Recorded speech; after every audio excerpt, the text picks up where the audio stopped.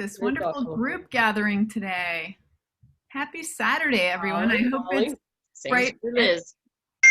Sun's out in your world the way it is in the hollow behind me. That's a live cam. If only it were, but just a photo today to take us back to the sites. All right. Well, it's 11, and I think we should go ahead and dive in because we have so many great things to talk about this morning, and we may have a few other folks joining us. I think you're pretty comfortable in Zoom now. Everyone's doing really well with the muting, unmuting, speaking. In today's session, we will primarily be listening and looking at some slides and listening to Anna Kay. There will be a time for a breakout conversation. So we've got some really sort of a deep thought for you to have and then to share with a small group in the second half of the session. If you have questions that come up along the way, feel free to type them up in the chat window. So you can type a question over here. If you'd like everyone to see it, everyone can see it. You could send it to me privately if you have anything that you're wondering. And I can always feed Anna Kay questions as we're going. I can let her know if you want more clarification about something. The chat window works very well for communication while we're having a big session. So I would like to introduce Anna Kay Vorsteg, who is the president of the American Youth Foundation. I know many of you are familiar with Anna Kay and with her work. She's been with the AYF for a long career at Minnewanka, Mira Vista, and over the years she has held almost every job in this organization, now leading us as the president for the last 15 years. And she has taken us forward and into this current moment in such an incredible way.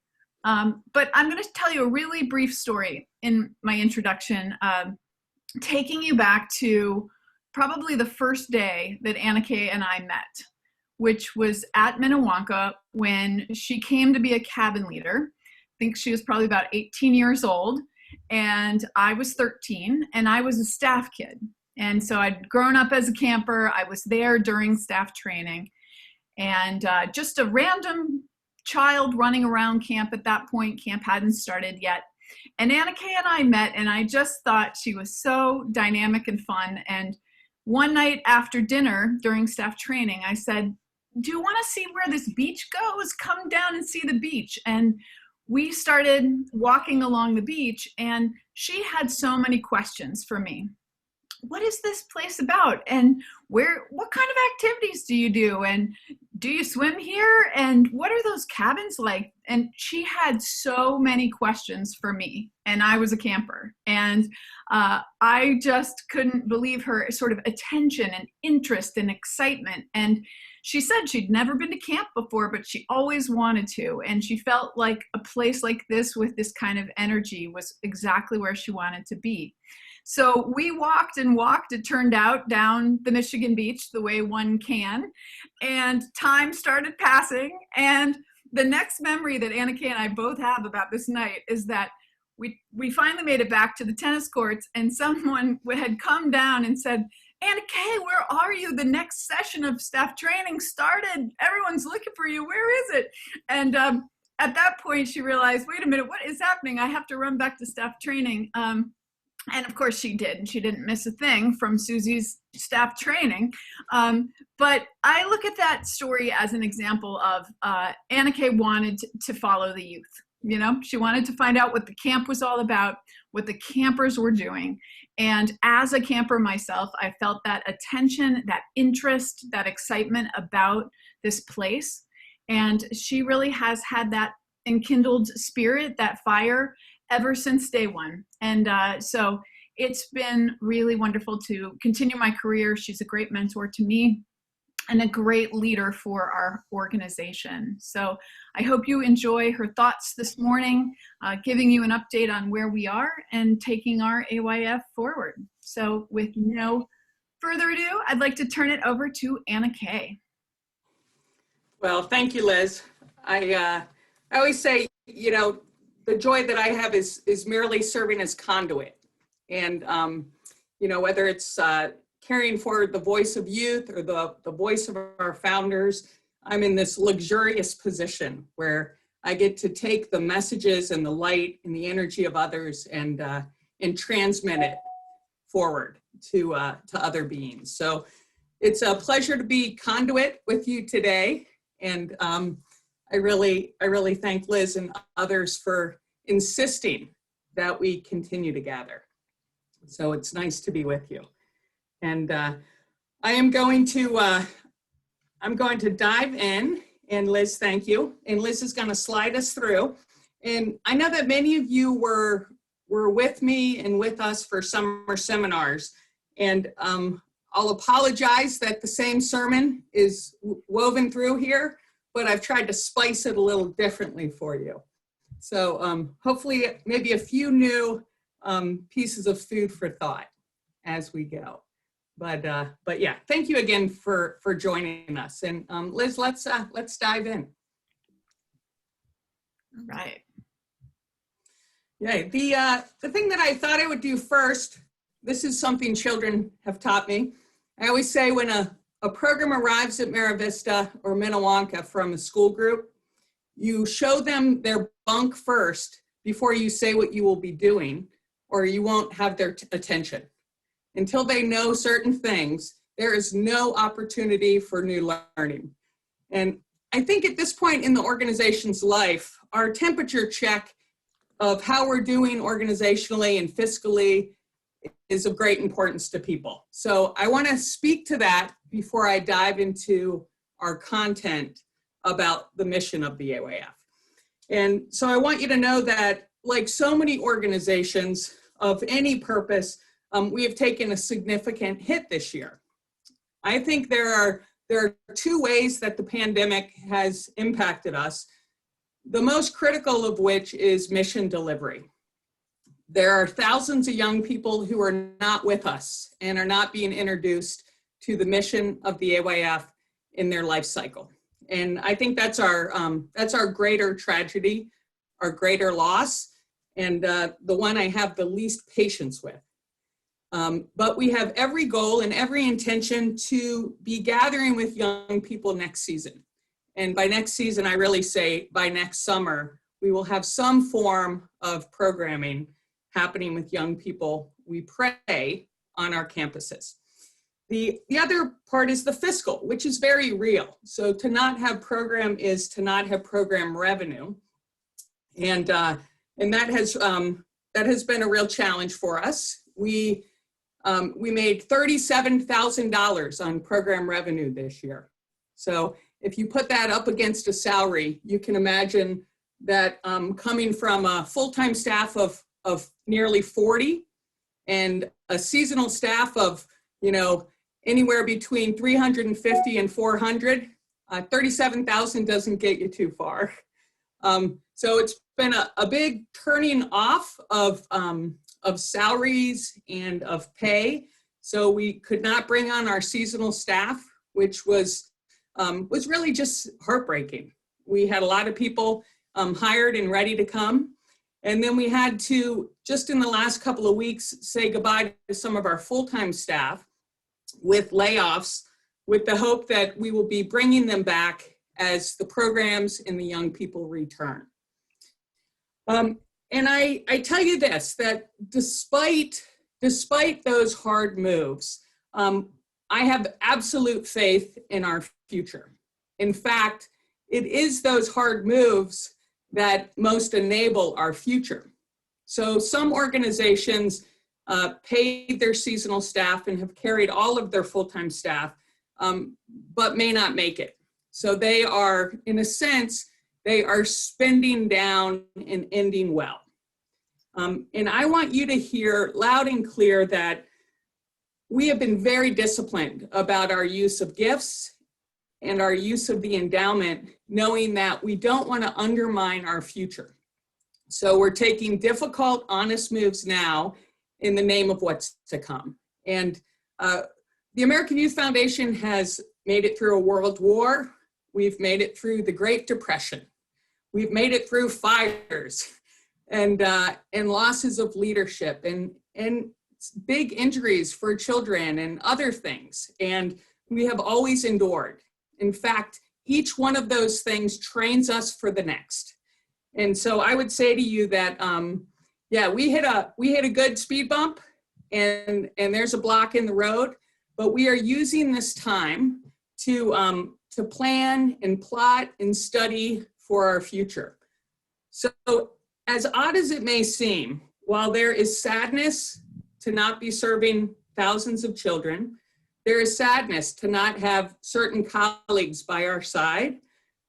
There's actual excitement, and I mean this sincerely, that in this semester and in the next semester, we are doing serious work to examine our program outcomes and our program methods and the program audiences we seek to serve, so that when we turn this thing back up, when the sun rises from this unscheduled sunset, that we will rise even better.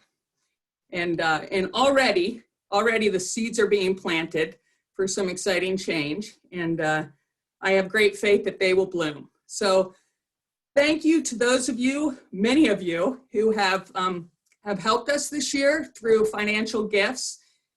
We have really sort of been blown away. So while we only brought in $37,000 in program revenue, we have seen some of the biggest giving in the history of the AYF as people rise to this occasion and help us to carry the existing 20 staff in all of the efforts to keep these sites glowing. So I hope you noticed in the slides last night or in the tour that our campuses are in beautiful shape.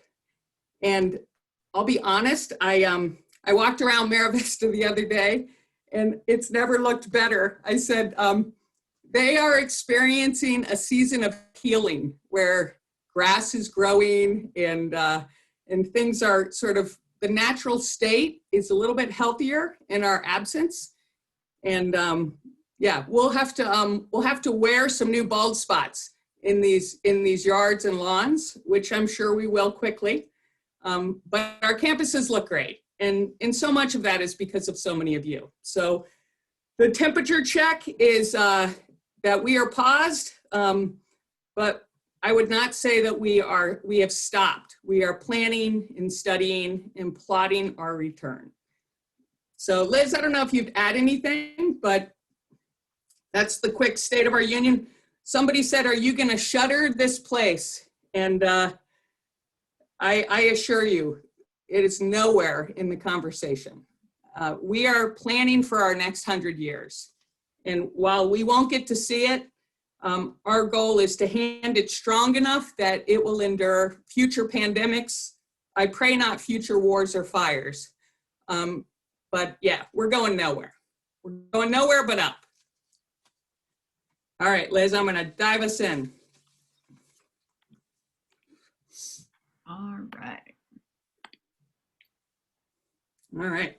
What is our mission? I'm going to tell you what our mission is in soft terms and in terms of today.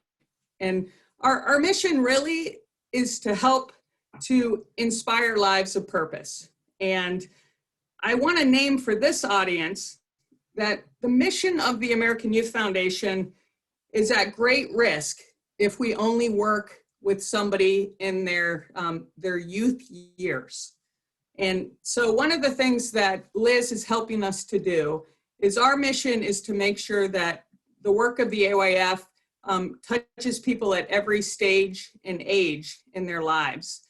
And with that in mind, I just want to again thank you for being here, because if everything we do only serves in the season, we will not meet our mission. If people keep touching back to this philosophy and this way of practice, we will have a much greater chance of reaching the mission, which is to improve the condition of life, not only for ourselves, but for others. And as I always say, I'm going for global influence. So we shall see. So this is our mission. Our mission is what we are doing right now, to reunion with campers at every age.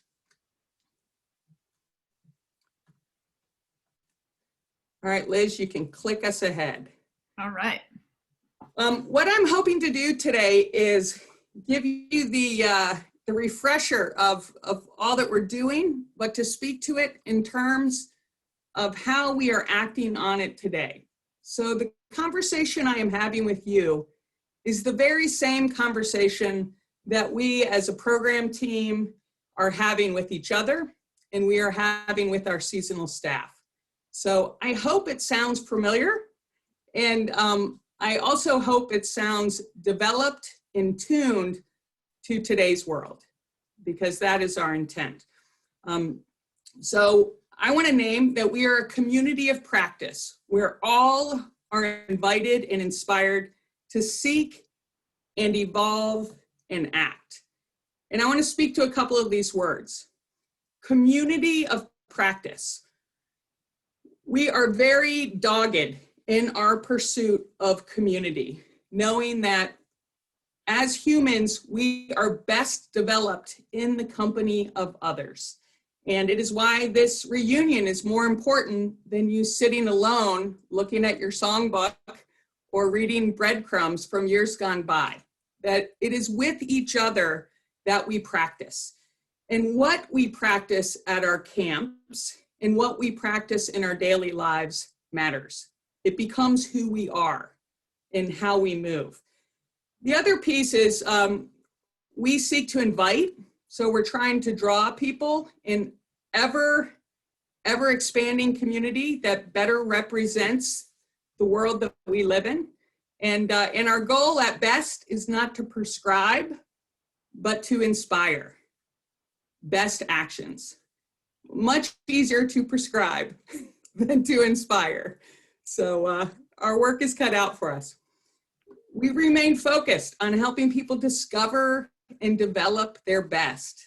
And I say that to you because your best of age 14 may not be your best of today, but chances are great that you have discovered and developed other aspects, other capacities and gifts in the years since you were running around on those sacred dunes. The other piece, which is the ultimate piece, which really is the measure of the mission, is to act with the good of self for the good of others. To take good action with one's gifts and capacities for the good of others. People often think my own self at my very best sounds selfish. And I say it's critically important that we recognize the condition of best self is so that we can be best in the lives of others and that we can lift the condition of others with the gifts that we have, trusting that we will in turn be lifted through their giving and their gifts. So it's a powerful interrelationship. I always say it is the divine plan. It's the part that I give the Creator the best credit for, that we are designed to need and to rely upon and care for each other. Thus, community.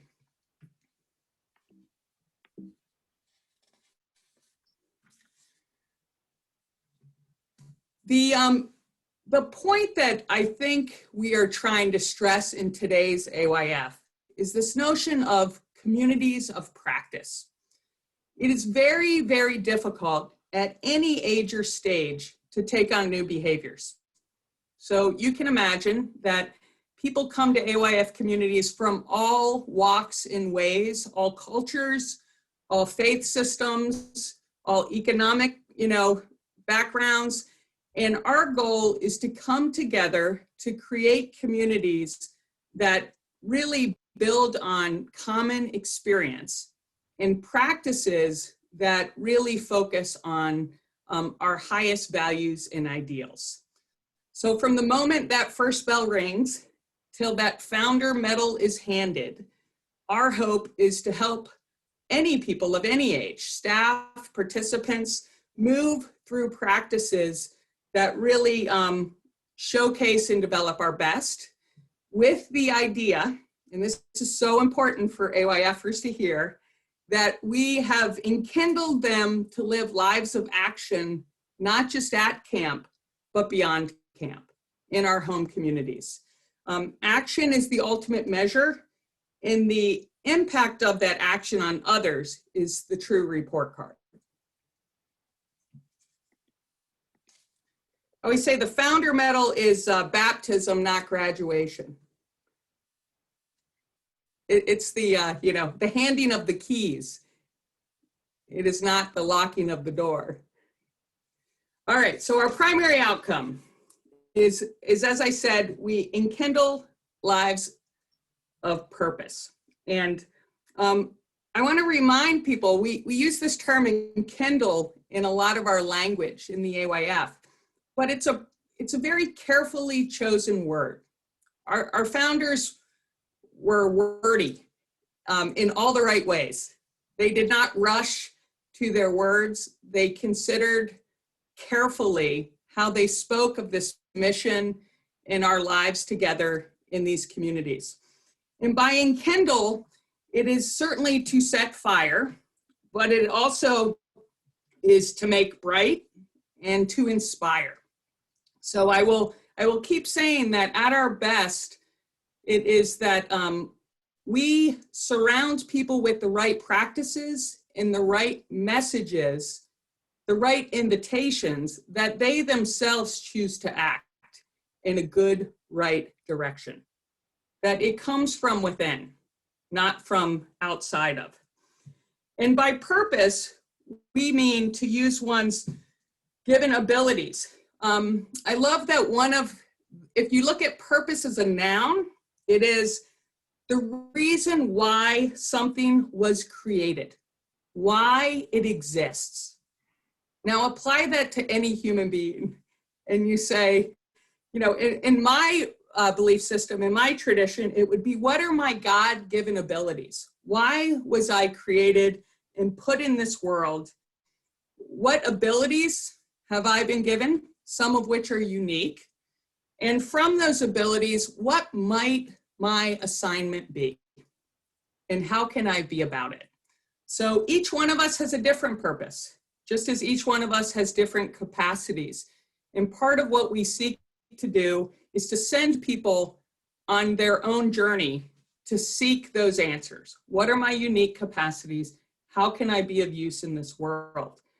And as we move into adulthood, it's very difficult to shake those prescribed assignments from parents, teachers, and others, and those social pressures that say who we should be in this world versus maybe what our truest purpose and calling is.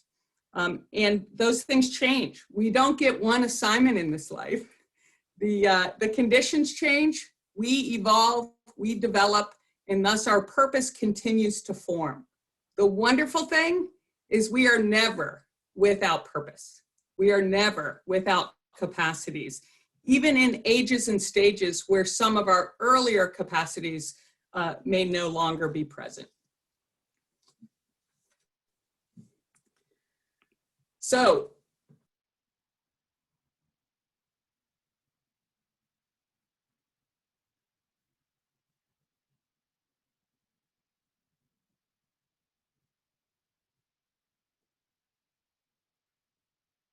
let's see, looks like Anna Kay may have frozen temporarily.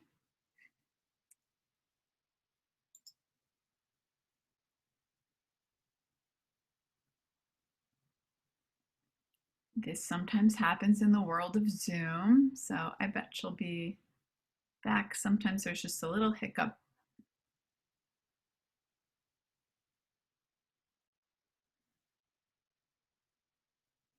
Now she's completely gone, which is actually a good sign, meaning that she'll reconnect and be back.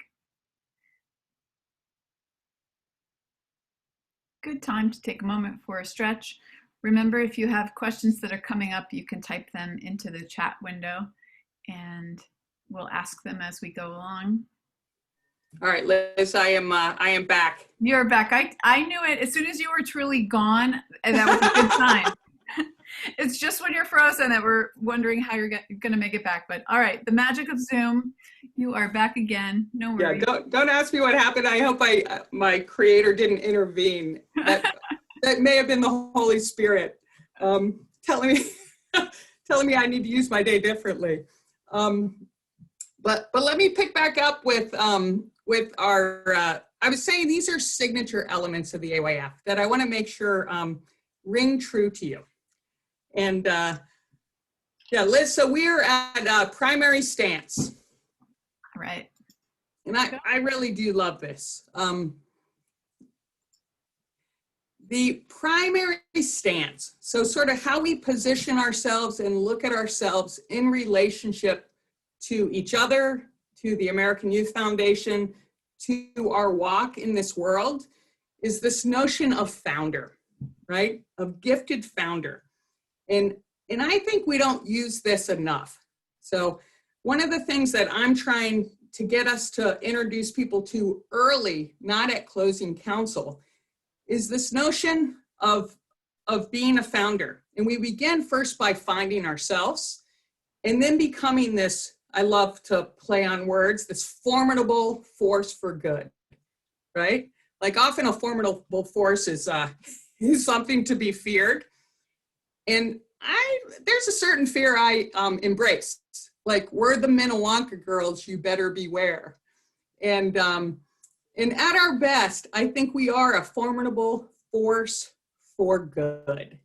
And so as founders, what we are saying is that we are builders, we are creators, we are entrepreneurs and experimenters, we are seekers, and that we are not embracing things as they are, but we are embracing them where they are to advance them further.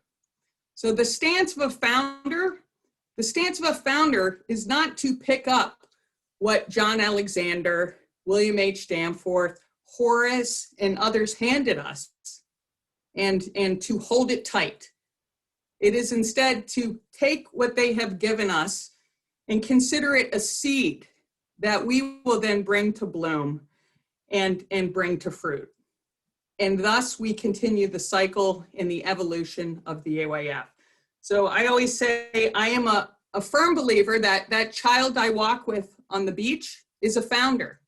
And that child will evolve me further while they evolve themselves. And it's just, it takes the pressure off, ladies. We get to know that things are always in process and are always evolving, and it can be a little messy in the lab as long as we have good motives that are driving us.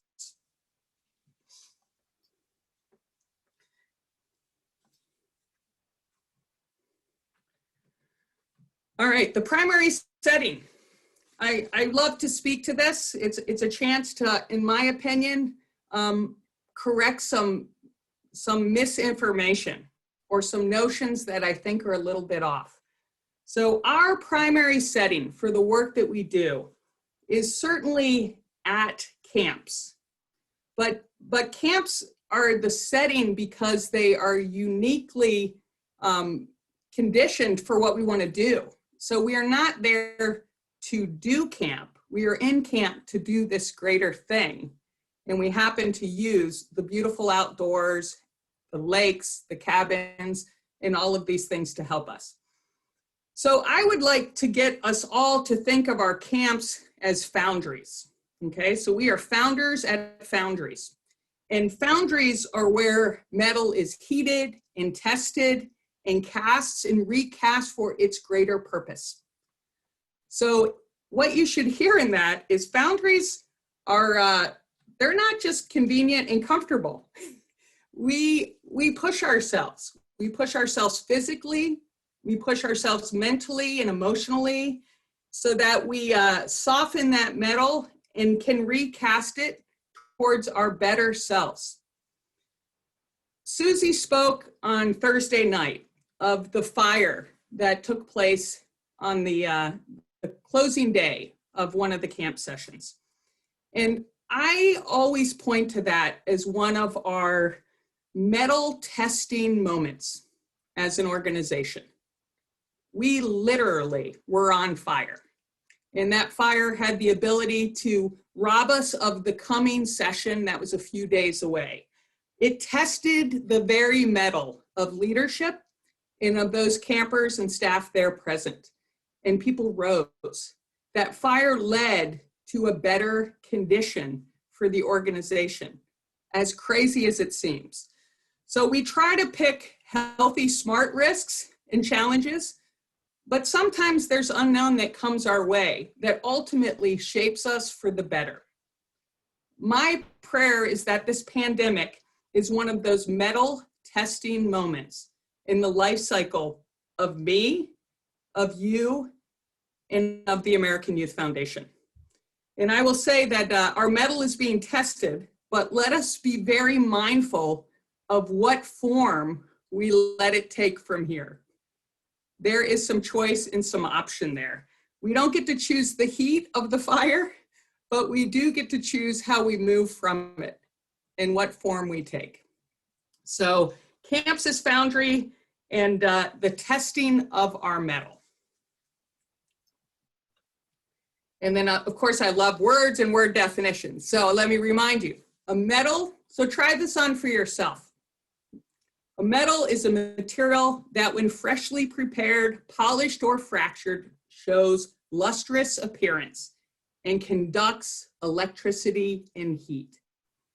If from the beginning, we admit that we are malleable, that we need to be mined, and that we are a limited, valuable resource, if we are intentional about the forms that we take, we have the variability to be conductors of love, of light, of electricity. We get to be sources of heat, but perhaps most importantly, that source of warmth. So at our best, as shaped metal, we get to be messengers, we get to be sources, and we get to bring about those things that all of us need, most especially love and light. So when you wear your founder medal, don't just think about the symbols that are upon it. Think about the substance itself and how intentionally it has been cast and given.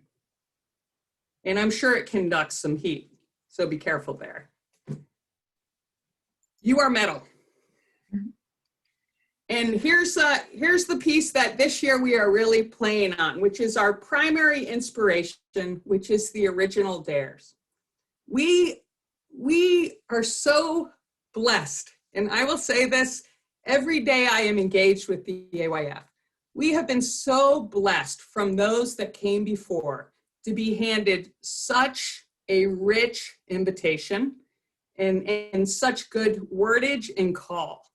So from our founders and all the founders that have shaped this organization to this day, we should never only look forward, we should never only look to the youth, but we should always look back.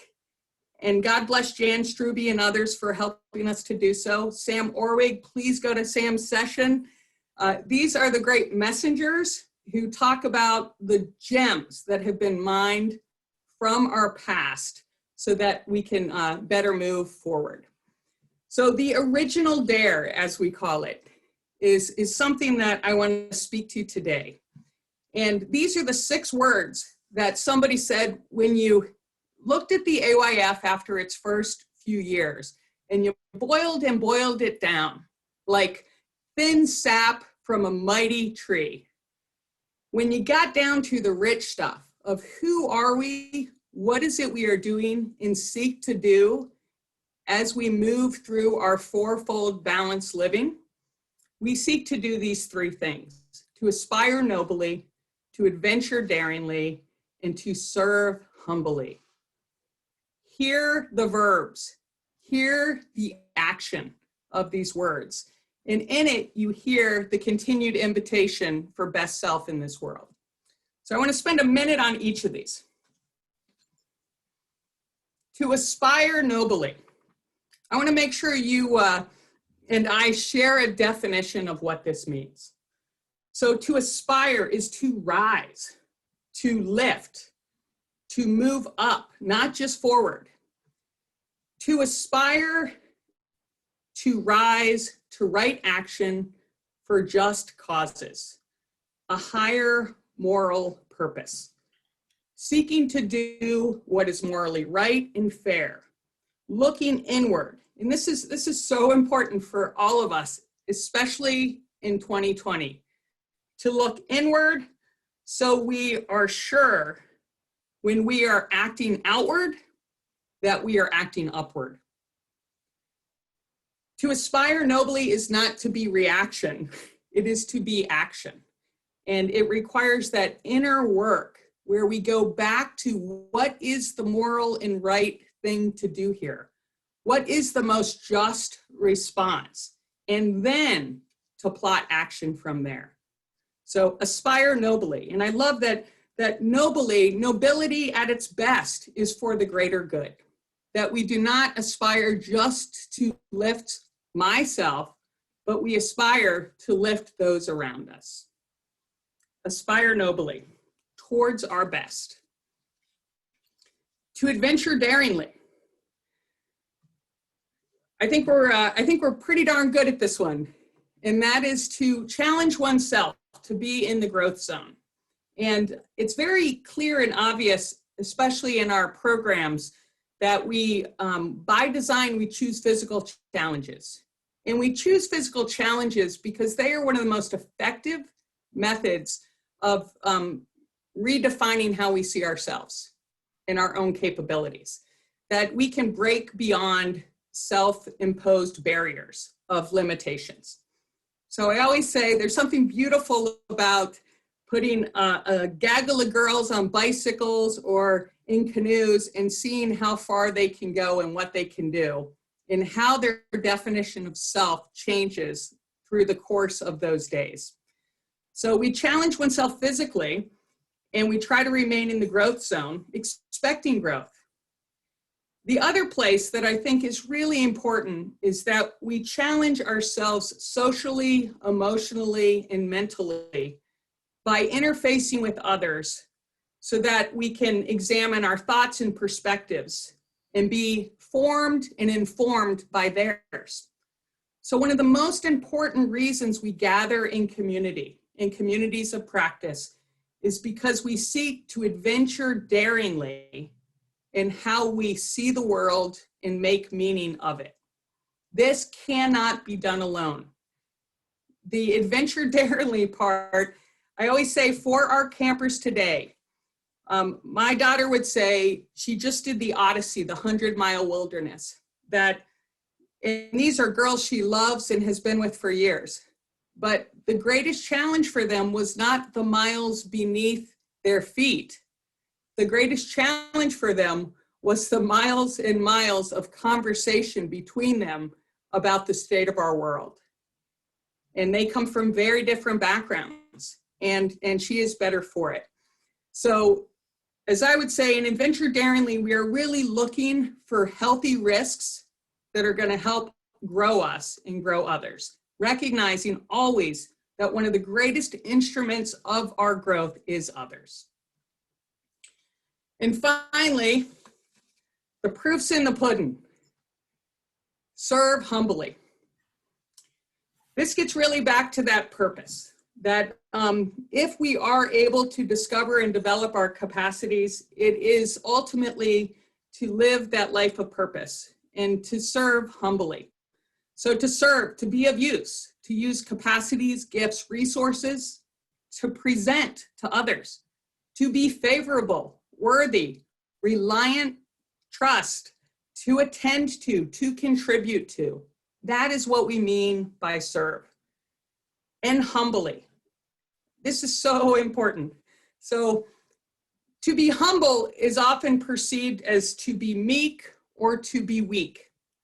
And I just want to name that what at its best, in its truest form, to be humble, humbleness is confident and competent. So much so that it need not be proclaimed. It is not a low view of self. It is an understanding of oneself as able and capable and really responsible for taking action. And one who serves humbly understands that their actions speak louder than words, that their actions actually speak for their ideals and their highest held values. So we are only our best if we are in actions, and actions that others see as good, that we do not self-evaluate, but we self-initiate. Serve humbly. We could use a little of that in the world. So I remind you, the original dare is to aspire nobly, adventure daringly, and to serve humbly.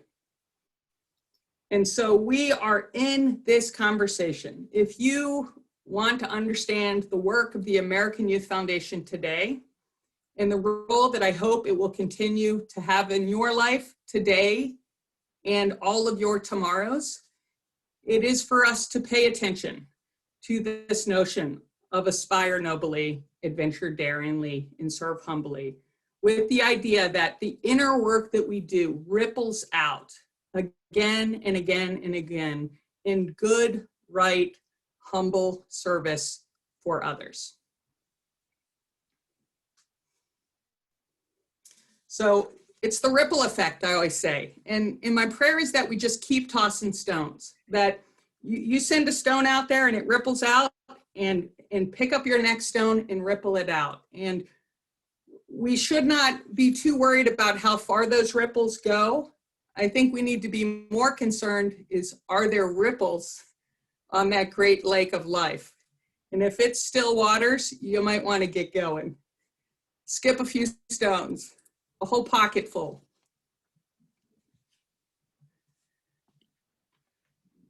All right, I'm in love with this image, not just because we're finally done the renovation of the council circle, but I think this image really captures what it is that we are seeking to do in the stages we move in through our programs today. So at the center is the Great Central Fire. And that really is that inner work where we do get our motivation from our values and ideals to aspire nobly. The next circle, which is the sand there, is where you would see a cabin of girls asking to present their skit and their gift to the greater council. But that cabin level, that next circle where the individual meets, whether it's family or cabin or class or colleague, is where we really are the most grown. Those are the people that shape our thinking and shape our lives and advance us further. It is important that we pay attention to who our next circle is. In adulthood, sometimes we stop evolving and changing that circle. When a camp director places young people in cabins, they do not place them for the easiest, smoothest experience. They place them intentionally with some diversity of thought and life experience, not looking for collide and not looking for conflict, but looking for growth. And so the first circle of people around us, the people who are growing us, we should tend to. And then you look out at the greater council, which is the larger community.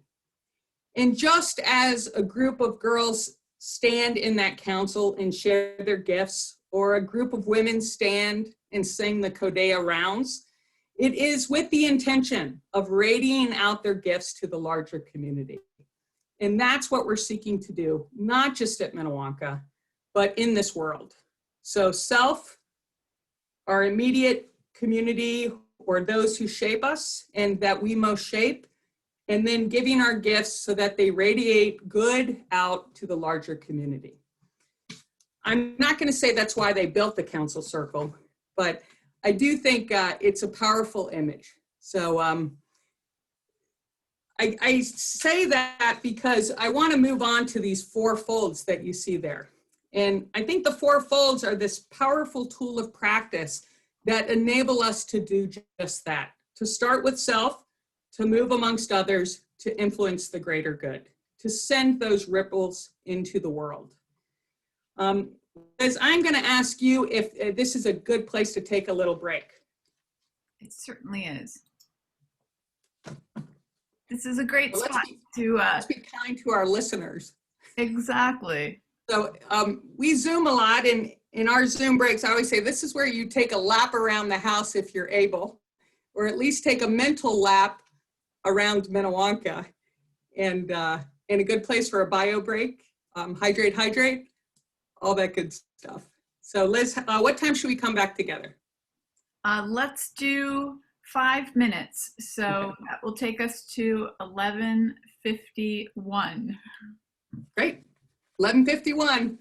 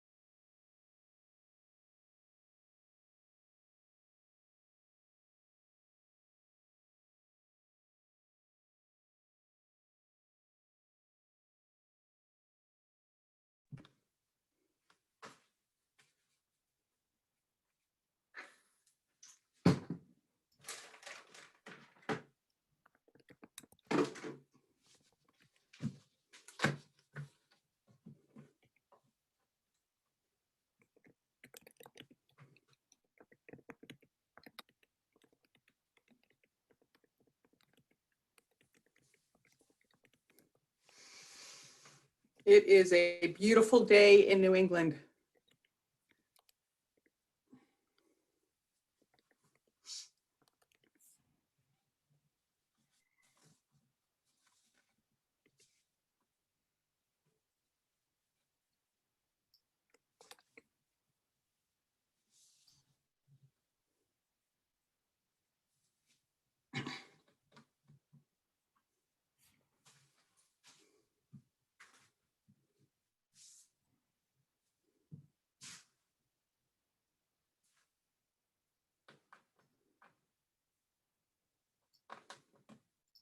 All right. It is 11:52, and let's dive right back in. I know folks are just resettling, but this is great, Anna Kay, and wonderful to just take a little break and digest some of it as you're walking us through. And it's great to know that we're going to have the chance to talk to each other, because I know it just brings up all of these thoughts of our past experiences and kind of where we are today as we're thinking about ourselves still very much in this process. So I'm looking forward to having those chances for, for people to connect with each other around this as well. Great, thanks, Liz. So as I said before our break, what I'd like to do now is I'd like to focus in on these four folds. So the journey from self to others to community is not a simple one. It's not a simple one, and in the ideal, it's lifelong, that we are constantly going back to self and then making meaning with others for the goal of moving well within our larger community. And I think one of the reasons that places like Minnewanka and Mara Vista are essential is because that is difficult work. And we need to come together with others who seek to do that, to live that life of purpose, and to be in those communities of practice, not just to hone our skills, but to really to fill our tanks. That this is selfless work, and there is very much a need to make sure that one is well fueled to continue to be about it, or it becomes self-destructive and destructive to others. And so I want to move into these four folds, which is a beautiful gift from John L. Alexander that continues to advance us today. As I'm sure many of you, if not all of you, know that one of our founders really sort of his vision of this fourfold balanced life was born out of scripture. And it is the one time in the New Testament where Jesus is spoken of in his youth, in his adolescence. And I love that he was getting into trouble, traveling with his parents, and went missing, sort of like Liz on the beach that night. Went missing and was really having those higher, greater conversations with the religious leaders in the temple. And as Jesus returned and Mary wiped the worry from her brow, it is said that Jesus increased in wisdom and in stature and in favor with God and man. Thus the four folds. In wisdom, the mental fold; in stature, the physical fold; in favor with God, the religious and spiritual fold; and with man, his fellow beings, the social fold. And so from our very founding, we have organized around these four folds in the pursuit of purpose and best. And really, I think this is one of the, this is really, if you were to say, what's the workout assignment that's given in this community of practice? It is to examine one's movements around these four folds. As we dive into it, I want to draw your eye to the circle that surrounds these four folds. And the circles of the AYF are significant. And if you think of them as ripples, they gain significance, they gain power, and they gain meaning. And so I really want us as an organization, as a community of practice, to be very mindful of the motion in the movement of circles and cycles and ripples, because squares and blocks sometimes feel too sedentary and too established and too done. And so I really do say balance of these four folds is what we seek. And the balance is the circle that surrounds them. So while I speak of them individually, please understand that one can never just focus on one. The goal is to divide one's focus and one's time to the development and the evolution of ourselves in each of these areas, believing that then we become more whole and more full and therefore more purposeful. All right, Liz, I'm gonna divide up the pie.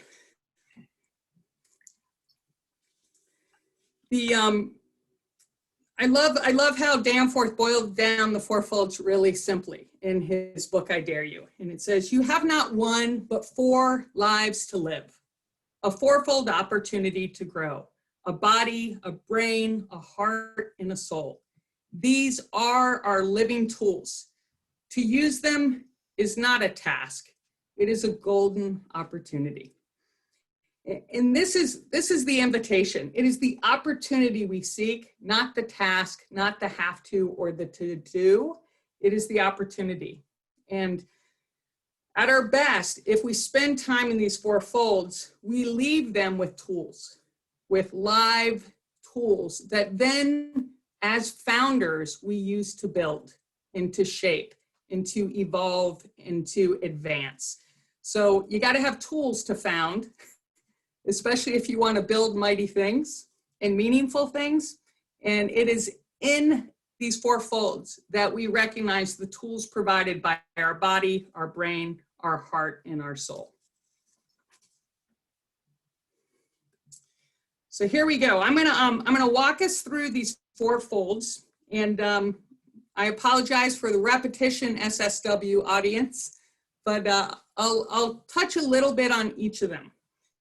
And I want to start with the R fold, which you'll notice that through the history of AYF, the folds were often in different locations. And we really teach this with the R fold in the lowest square because we set it as the foundation. And so I want you to think of it that way. And as I speak of the four folds, I am intentionally rising from the foundation of the R fold towards the place of humble service and action, which is the S fold.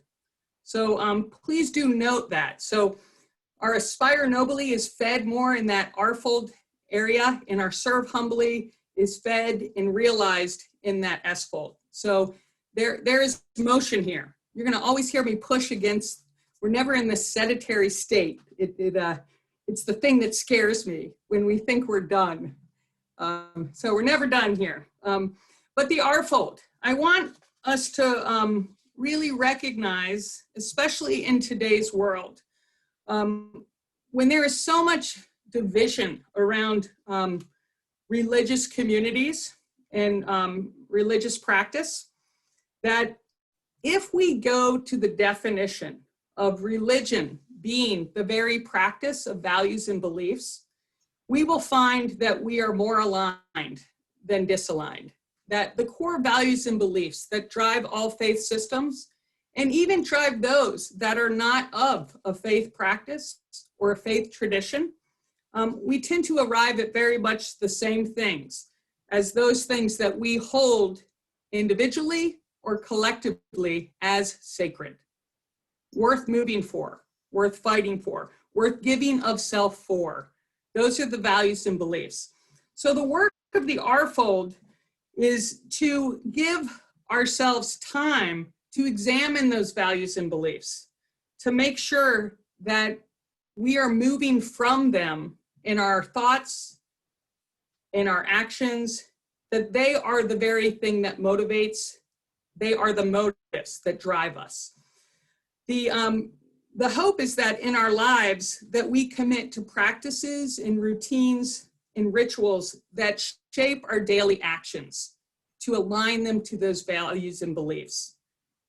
I say again and again that the work of the R-Fold is not an hour at church on Sunday. One of the gifts of the pandemic for me, and perhaps for you, is that there has been an increased sort of source of R-Fold material, good soul food out there to help us look at our values and beliefs on a daily basis.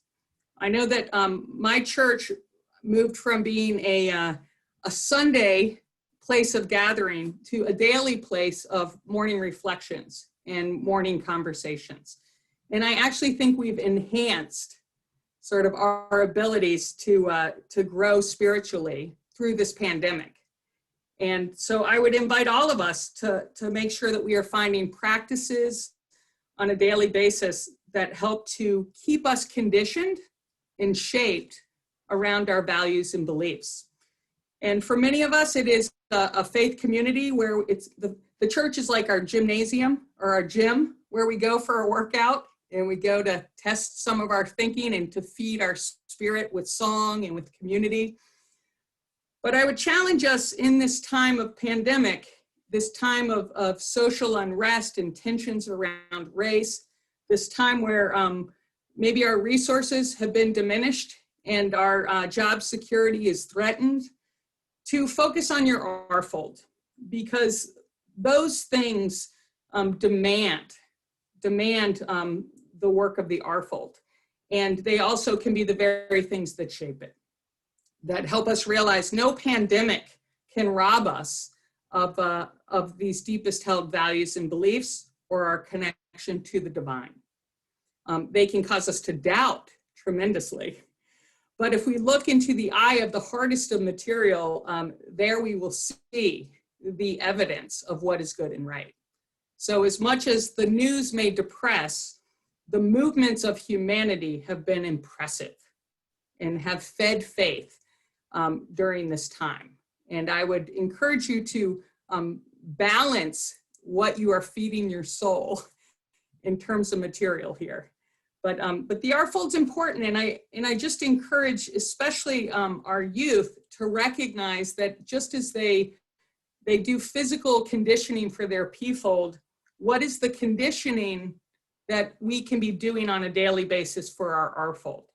Be that the beautiful breathing that Peggy shared with us the other night, meditation, prayer, study, sometimes just pause is all that we need to get ourselves centered on our values and beliefs. Liz, now I want to move us to the P-fold. The physical fold. Now I know for young people, they often think the physical fold is merely making sure that they go to Polar Bear, or they don't put too much maple syrup on, and they tend to their body. Maybe they take one cold shower in the week. Our hope is to broaden this to a much bigger conversation, and I think it is actually our youth who are demanding such. So the physical fold for each of us as a founder is a place that houses many of our tools and abilities, right? The physical allows our voice, it allows our movement, it allows all sorts of things to flourish if we are healthy. But the other important part of the physical health is tending to our body, right?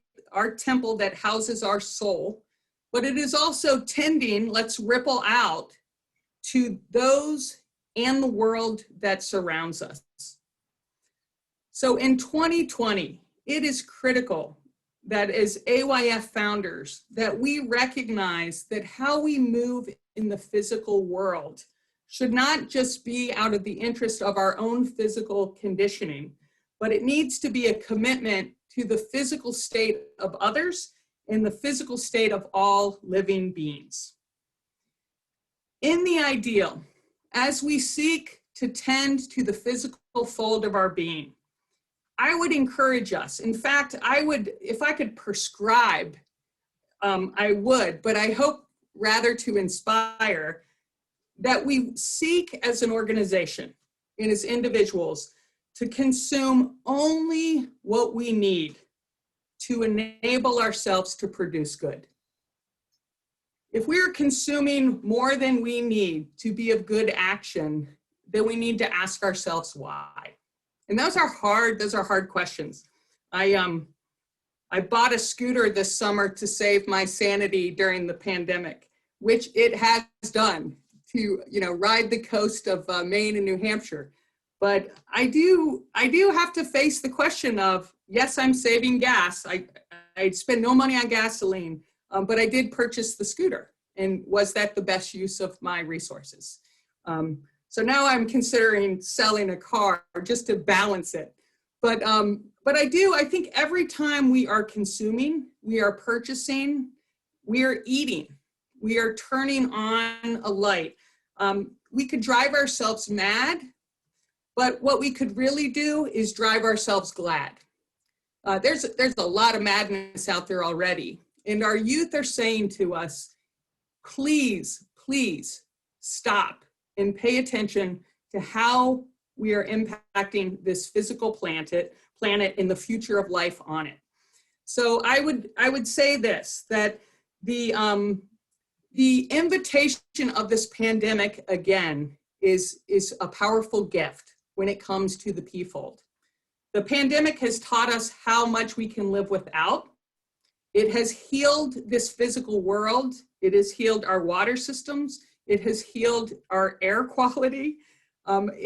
Never has there been such rapid correction in terms of our behaviors of consumption. So I remind us that we are fundamentally in this world to produce more than to consume. At least if I go to my R-fold, that's what I find, that we are built to produce. Now we need to consume in order to produce. So we've been given this beautiful creation to fuel us in that pursuit. Sometimes we forget the produce part and we get too focused on consume. And we live in a world that measures success by those things that we acquire. And that pulls us off balance so terribly quickly. And as we are pulled into that world of consumption, we are having a dramatic negative effect. We are a formidable force, but not for good. So I just invite us and I encourage us to take a look at our P-fold in terms of our body, but in terms of other living beings, including our neighbors, including children in our cities and around this world. Getting preachy. Somebody said it was going to be a sermon. There I go. But I will just remind, if there is one voice I hear from our youth, it is the P-fold. It is the cry that we examine our behaviors there, and that we often contradict our R-fold claims by how we move or don't move in the P-fold. So move me on. I'll pick on the M-fold for a while, Liz. Throw me over there. Okay.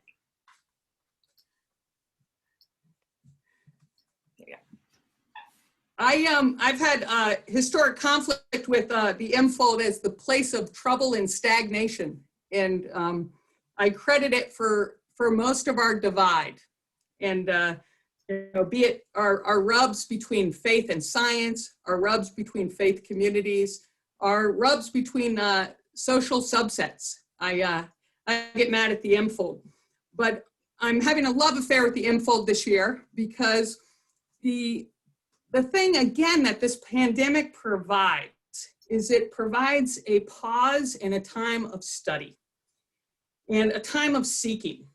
So it's important maybe that we are home and we are slowed so that we can get out of ruts in the road and maybe find a new path.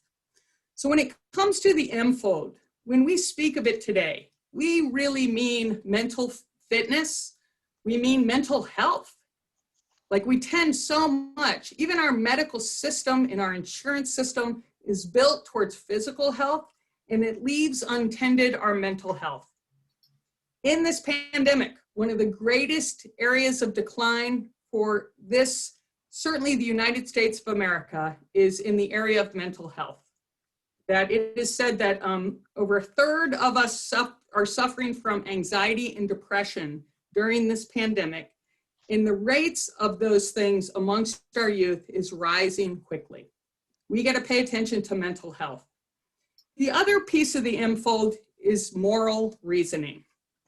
And when I had a less evolved understanding of the four folds, I often just housed in the M-fold, doing my schoolwork, studying, reading, writing my papers, checking the boxes. It tended to be prescribed work more than work that I was excited about or inspired by. The moment I shifted my M-fold understanding to moral reasoning and to seeking truth, it became much more dynamic. And I think one of the gifts we can give ourselves, and perhaps you came to this more quickly than I did myself, is the notion that the work of the M-fold is to seek to understand, knowing, embracing that what I currently know may not necessarily be truth.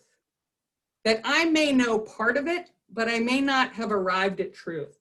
Maya Angelou speaks to this, that we get into trouble when we think what we know is truth, even if it is factual, it may not be the complete picture. And the best way for us to come to truth is to come into contact with others in that S-fold. It is why we cannot think alone, because we may know things. That does not mean we have arrived at truth.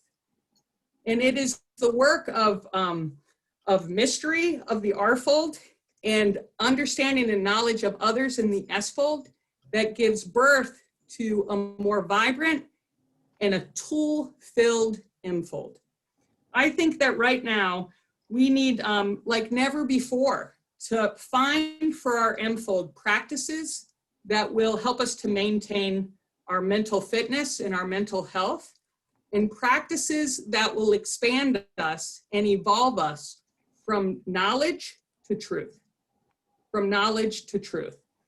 One of the biggest things that we've socialized ourselves into is this idea of graduation, or of having checked boxes, or having completed our study. And I think the hope is that AYFers who are building and maintaining and advancing their M-fold tools will be well suited to take good, right action, because it will be motivated by moral reasoning. And they'll have the courage, because they have enough behind it to drive them through the limited knowledge and understanding of others. So it is so important that we not think we have arrived, which is why it is so important to be in the company of others. So let me speak to the S-fold. We spoke earlier of the idea of challenge being a signature element of our communities. And again, not just physical challenge, but the emotional, social challenge that occurs in the area of the S-fold. So I think when I look to the world today, and I look at what is happening most especially around racial tensions, I look to the S-fold and I say, what can we be learning there, and how might we move differently there? So the S-fold is the heart. And I think it's really important that, that we always remember that the S-fold is the heart. It is the place where love takes form. It is the place where purpose converts into action, and hopefully positive impact, lifting impact in the lives of others. So again, we start with our values and beliefs and cultivate and tend to them and develop them in the R-fold. We have gifts and abilities that are our minds and our bodies and our reasoning, and we convert them into action in the S-fold. when you think of the S-fold is not just a place of giving, it is also a critical place of receiving. We often think, this is the, you know, the good Christian ideals of service, right? Give, give, give, give, give, till thy well runs dry. But it is also a place where we are fed. And so one's time in the S-fold should be both to give and receive. And if we are giving from all the right intentions, it is where our fuel is returned. So there is, talk about balance, that give and receive is critical. The other piece of the S-fold that is really important is to recognize as founders that any person that we bump into has the ability to found as well.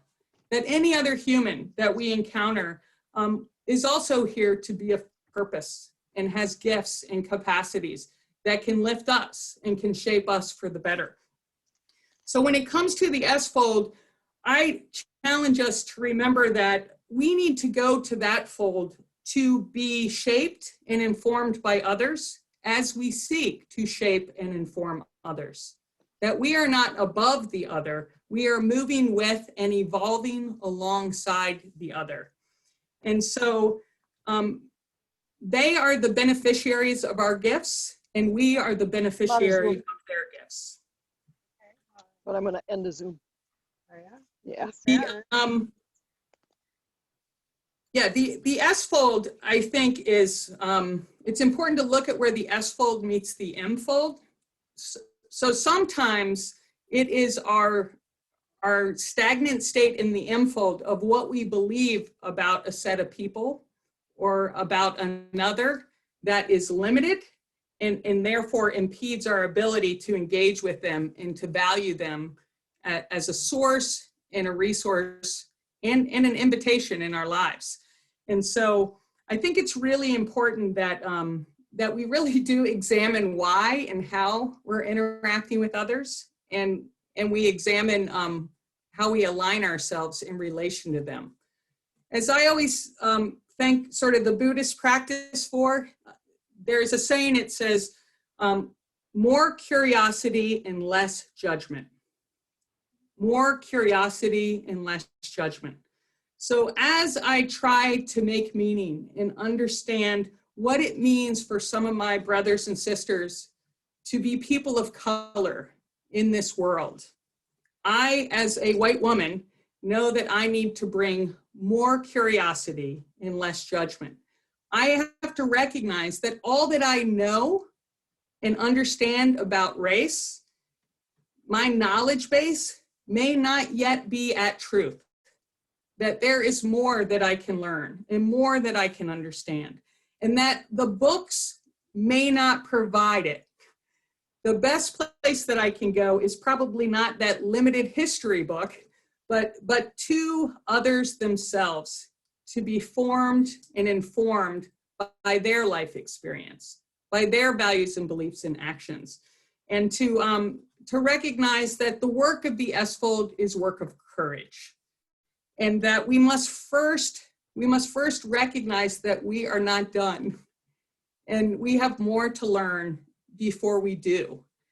And I think this is an interesting time, just as the P-fold is being called through our environmental crisis, the S-fold is being called through these racial inequities and these questions of justice in this world. So remember, to aspire nobly is to seek justice. And when we have brothers and sisters calling out that what their experience is not just, it's really important that we seek truth, And as I said, maybe not move immediately to action, but move to seeking and planning and praying with the intent of getting as quickly as we can to good, right action. Action is the desired outcome, but we don't want to do further harm. And the best thing we can do is learn from others, from their different perspectives and experiences before we act. So they're all intertwined. Of course they're intertwined. And and thus the great invitation to live in balance.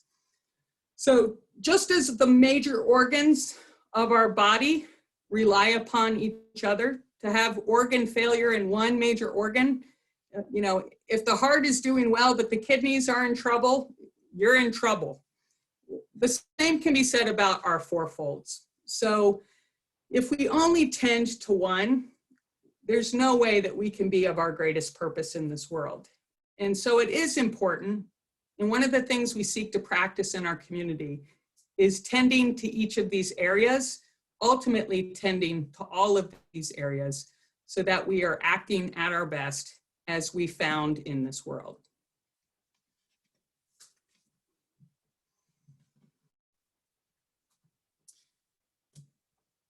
All right, here comes your work, but I hope it's seen as an invitation.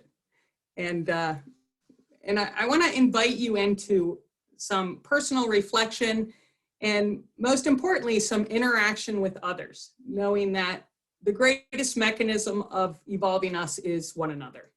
And so I have 3 questions here that I'd like you to spend a little bit of time with and to discuss in a subgroup.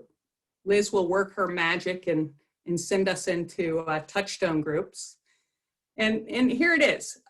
I'd like to talk a little bit about how we stay on path and what motivates you to keep pursuing best action.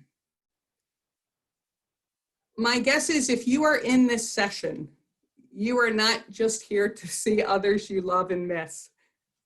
We've given you little opportunity for that. But what is it that drove you to turn on the computer this morning? And what motivates you? Because that source is worth noting and tending. The second question is about Karens. Thank you, Liz, for finding the image. I love Karens on our path. I love Karens in our lives. And a Karen is that guide stone when you're above tree line, when you're on the high road, where it is rugged, the rugged high road, and it's hard to find your path. Karen are those guiding things. So what practices and routines, what voices, I'd really love for you to focus on voices. What voices aid you in your pursuit of being your best, being balanced, being of purpose in this world? I think if we could share with each other practices and routines, voices that have helped to steer us and waken us, we will have given each other a great gift this morning. Finally, a piece that of course we need to tend to is what practices, and I do mean practices, what practices, routines, and voices distract and dissuade and deter you? What are the things in your life that slow you or cause you to want to abandon that high trail altogether? And it's important to name those things because of course we all have them. And some of those stones can be removed from our paths. Some of those stones we have to learn to navigate around, and some require bouldering and the help of others to move beyond. But what are the things that we could remove? And I will name to you, one of the routines that I removed was the over listening to the nighttime news, because it was so negative and so biased that it was like bad junk food. And I knew that I needed to remove that practice and that routine and put something better in its place. So that's what I'd like you to do. I'd like you to name and identify the things that are slowing you on the path, are throwing you from the path, or are, just making it incredibly difficult to stay on the high right road and enjoy the view. So Liz, you're gonna put us into these groups and pull us back together. So I'm gonna hand it to you. Liz is like the Wizard of Oz. I'm just Dorothy trying to find the yellow brick road. Liz, you're muted. Okay, we've created some breakout rooms. You will have 15 minutes to talk with this group, so feel free to take a stretch before you begin. Groups are about 4 people, and this is just voluntary. If you don't want to participate, you don't have to go to a breakout room. We're not sending you there, but we're just giving you the opportunity to talk to a few people about their journey, and then we will all come back together. So I'll close out all of the breakout rooms by quarter till, so in about 15 minutes, and Anna Kay will just have a little closing at that point, and that will bring our session to the end. So if you have any trouble in the breakout rooms, you can ask for help and I'll come join you, or you can just come back to the main room. We'll sort it out and we'll send you, but your computer will give you something to accept, and once you accept, it takes you to your room. Enjoy your conversations. Please give and receive.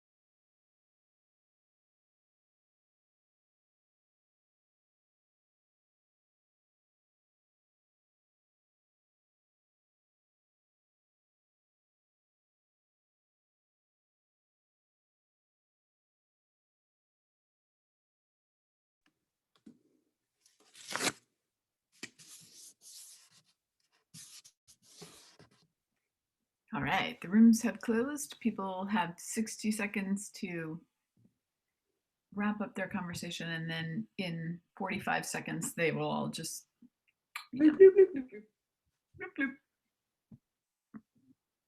It's good. The fact that nobody's coming back is a good sign. It means they're talking. I like JT's screensaver. It is. It is.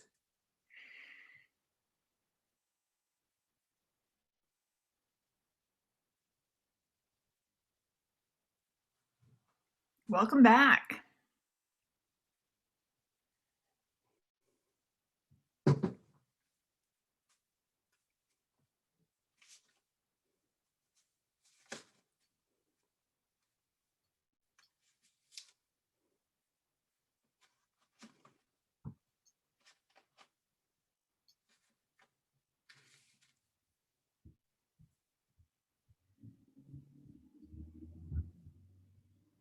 All right, I think we're just about back, everyone. I hope you had good conversations. I know it's hard once you get going to break and come back, but I hope you had the chance to connect with some fellow Minnewankans and share a little bit about your path and your journey as you incorporate some of the message into your own life.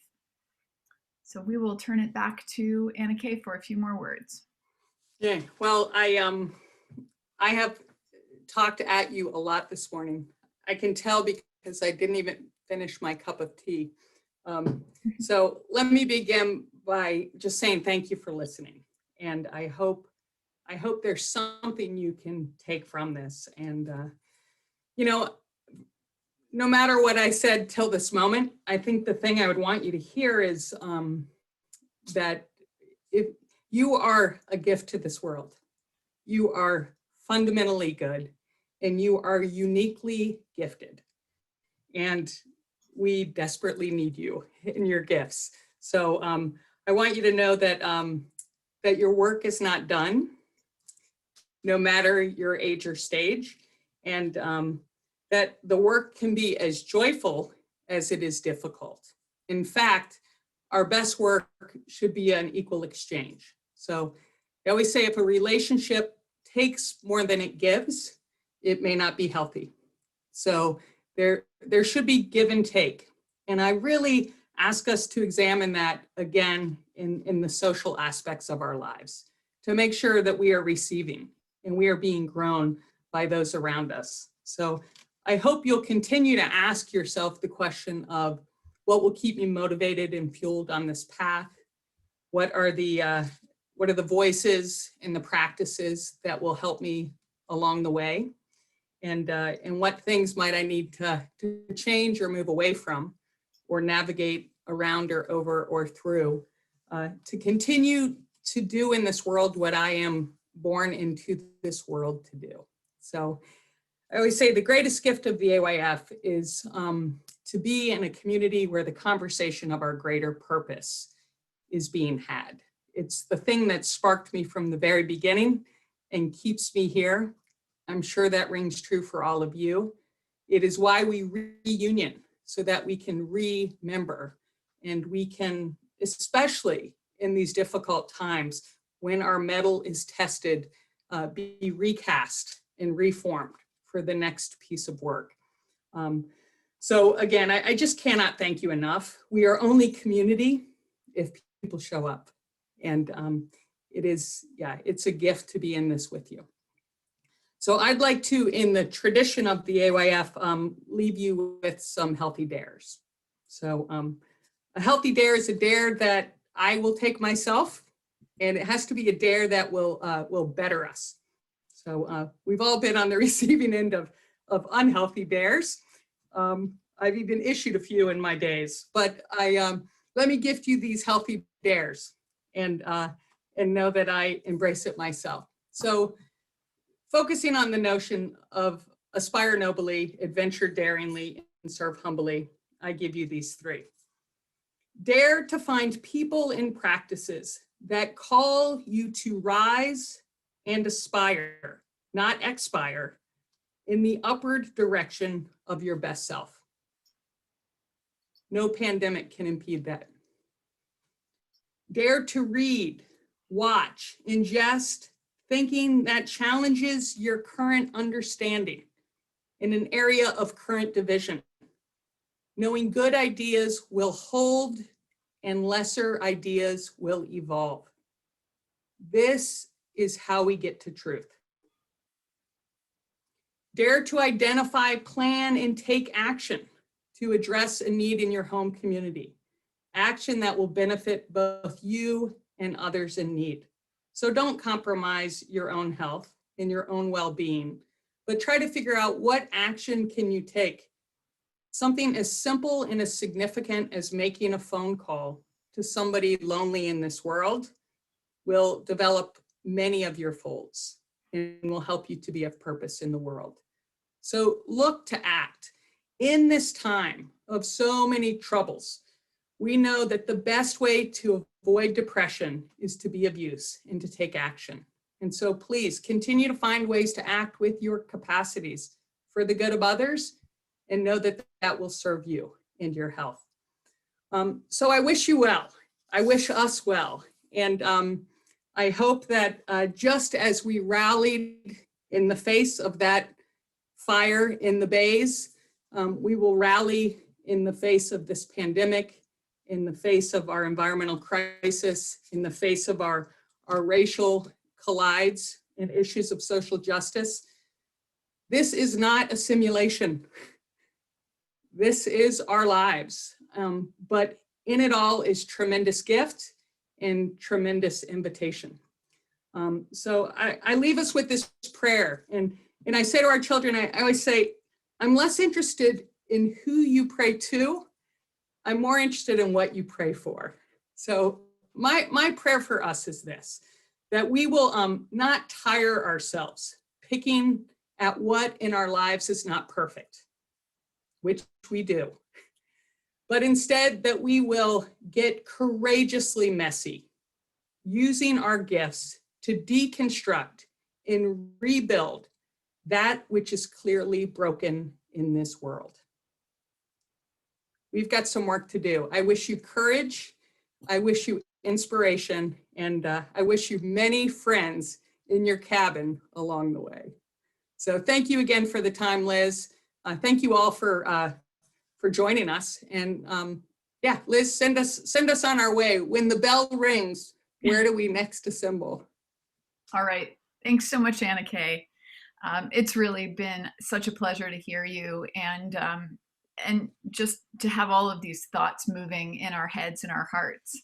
And I know a lot of the questions that we're getting are about, will we be posting videos and exchanging information and rosters? And I feel like that just means this is working. Yes, yes, we will. Yes to all of that, because we will. We're going to post Anna Kay's dares that she just said. We'll put those in the Facebook group.